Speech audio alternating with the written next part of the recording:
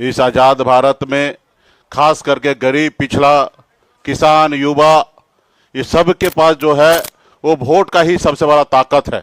अगर हमारे पास अगर वोट नहीं होता तो देश में जो भी सरकार है कभी हमारी कोई बात नहीं मानता। अगर आज हमारे पास वोट नहीं होता तो एक गरीब मछुआरा मल्लाह का बेटा राज्य में मंत्री नहीं बन पाता। तो ये खास करके हम गरीब पिछड़े के वोट के अधिकार के लिए हम लोग लड़ाई लड़ रहे हैं। इस देश में सबसे अमीर व्यक्ति हो या सबसे गरीब व्यक्ति हो, सबका वोट एक बराबर सामान्य है। तो इसलिए हम लोग वोट के अधिकार के लिए रोड पे उतरे हुए हैं। तमाम हमारे गरीब पिछड़ा के अधिकार के लिए हम लोग राहुल गांधी जी के नेतृत्व में हम लोग काम कर रहे हैं, ताकि आने वाला समय में जब तक हमारा वोट का अधिकार होगा तब तक गरीब, पिछड़ा, दलित जो है सर उठा के जिएगा।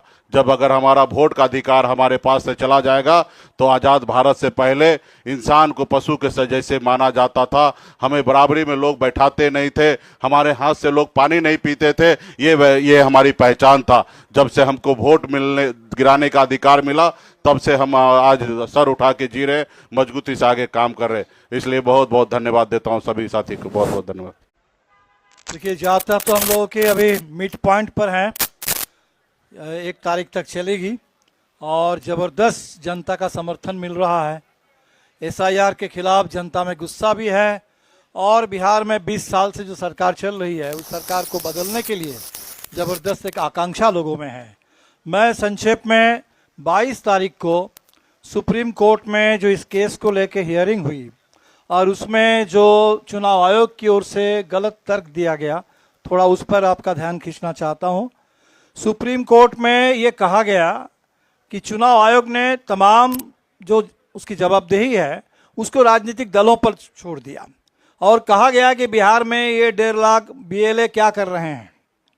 तो सबसे पहली बात तो हमें लगता है कि ये चुनाव आयोग की रिस्पॉन्सिबिलिटी है कि एक एक्यूरेट इलेक्टोरल रोल बनाना, ये काम चुनाव आयोग का है।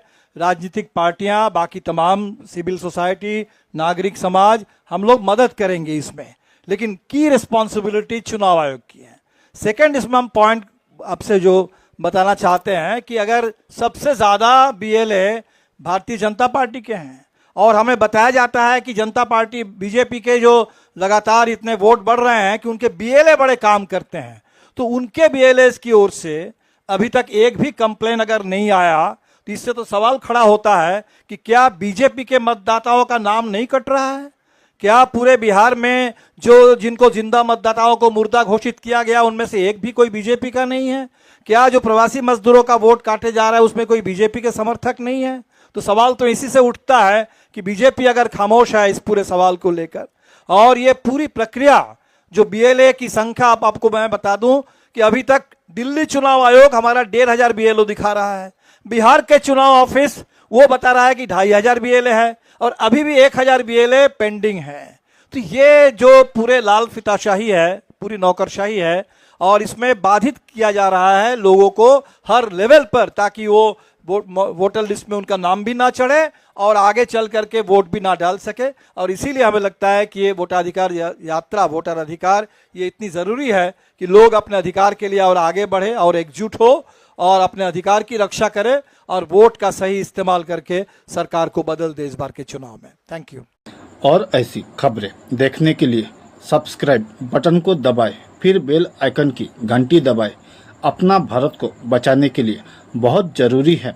हर खबर को शेयर करें, लाइक करें, कमेंट जरूर करें। शुक्रिया।